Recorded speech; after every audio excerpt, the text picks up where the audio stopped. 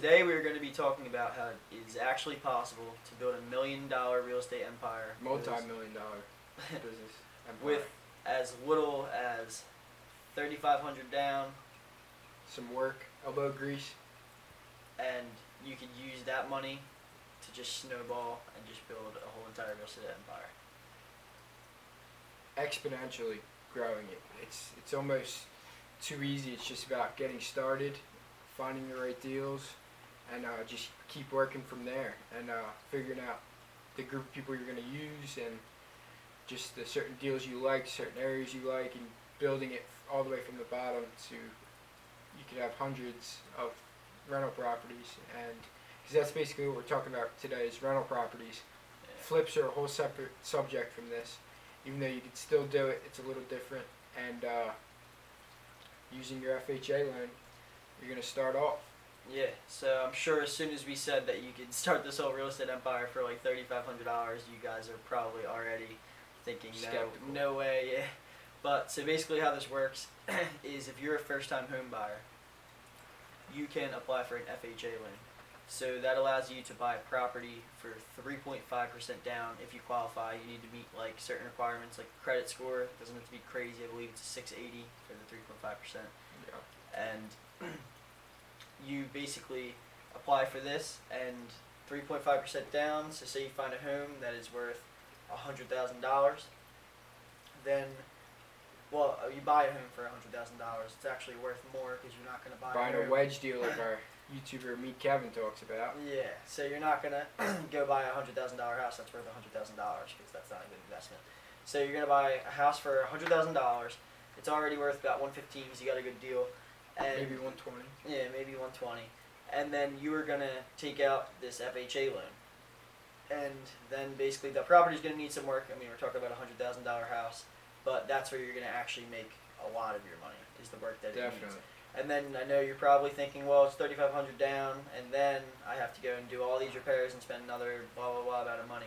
Well, in reality, they have a 203K loan that attaches to the FHA loan you can also apply for, Yep. and you could use this to actually finance the estimated repair value of your home. So if you think you're gonna need $20,000, you can basically tack that on the loan. Now you're taking out a loan for $120,000, so you might be looking more like $4,000 down, and that's about it. Now Yeah. you have access to money to do all the repairs, and like we said earlier, you need elbow grease for talking to people who could do the work themselves, unless you might need a little bit more money if you're going to hire a contractor. Yeah, everyone also gets skeptical, I don't know why, about mortgage insurance and having to pay more because you're only putting 3.5% down. But that's just ridiculous because it's a short-term thing. It's really not that much money, and then you're eventually going to transition into traditional financing with like a 30-year fixed or something along those lines. So basically they call this the Burr effect or something, like Burr, like it's cold outside. Yeah.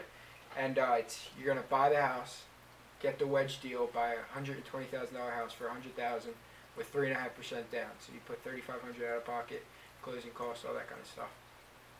Then you're going to renovate the home. Whether you get the loan to renovate the home, you do a lot of it yourself because it's really not that hard. Maybe you need help with electrical or plumbing, but instead of hiring somebody to just do it or just trying to do it yourself blindly, watch some YouTube videos on how to do it, or hire a professional and say, I don't want you to do any work. I want you to walk me through how to do it, and then you know how to do it for the next couple. And Meet Kevin touches on that in his videos. So that's definitely a great way of doing it. After your renovation's done, you're going to want to get it rented right away, get it on the market. You're going to take applications for renters.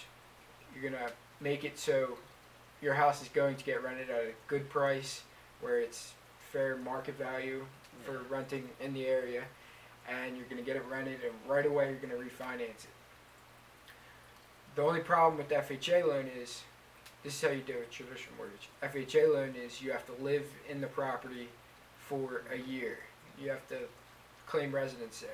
So how you're going to do that is you're going to buy a duplex, or you're going to buy a triplex, or however big you can go, but they get a little more expensive with how many doors there are. Yeah, so over 4 is commercial.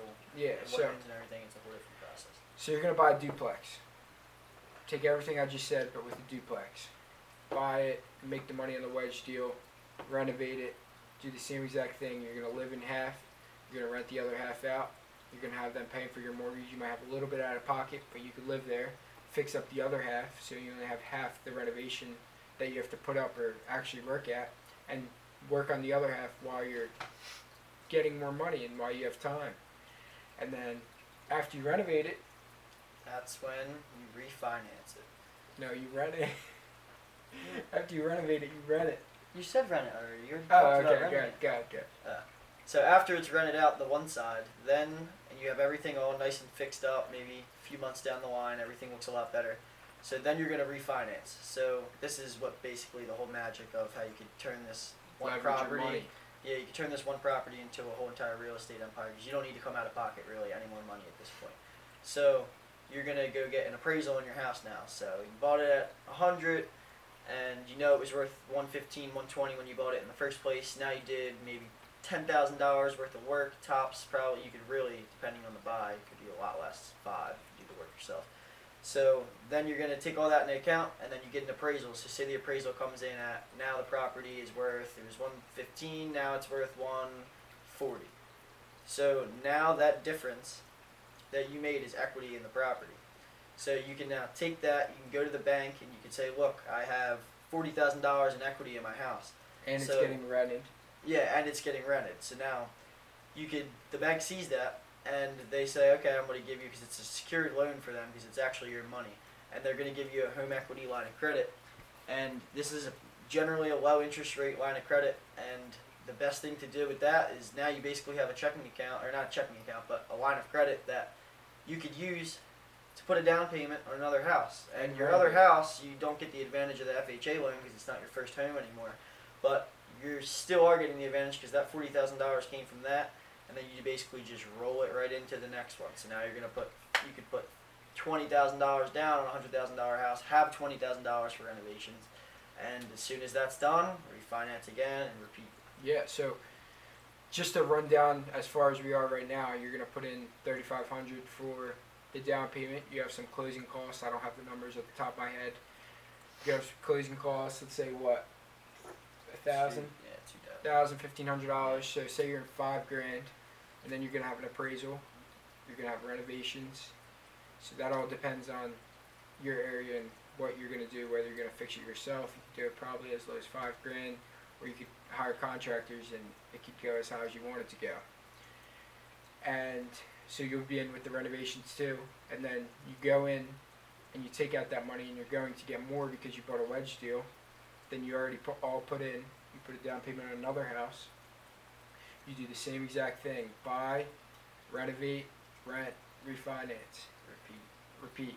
There's another R there. Yeah. And so you got 2 houses now. They're both getting rented out. A year goes by, and you can rent out the other half of your first duplex. Now you have 3 checks coming in every month from renters, and you just get another one, you get another one, you get another one, you get another one. You do the same exact thing. Maybe buying more expensive properties in better areas, hire like better tenants, and all that kind of stuff. And throughout the whole thing, like we could get into renting in another video, but you're definitely gonna have some people not in there, like delinquent, and maybe a few bad tenants you have to clean up after, and all that kind of stuff. But Yeah, those are all things that you're going to account for, like vacancy and any other repairs that you're going to have to do during the term of the house that you're renting out, but Yep. that's for another video.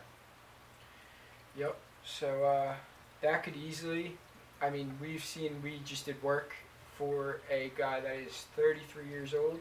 He did exactly what we're talking about. He started with a little bit more money than $8 grand, but he's 33 now. Started when he was 22, I believe. 22. You start when you're 18, but 22, and he just bought 23 more homes, so he's gonna have 173 rental properties at the age of 73. You do the math on how much money that is coming in a month. Yeah. It's a lot. We'll do it for you. I mean, I'm gonna go on here, say 173 houses. Let's say 20 of them, I'm going high, don't have renters right now, so we're gonna take out 20 of them. And around our area, like a regular 3-bed, 2-bath home could be $1,500 to $2,500. So we'll say $1,750. Yeah. So times $1,750 is $260,750. And then the favorite part about all of this, an active investment, not an inactive investment, is real estate grows every single year, no matter what happens. Appreciation. Appreciation. It's a magic word.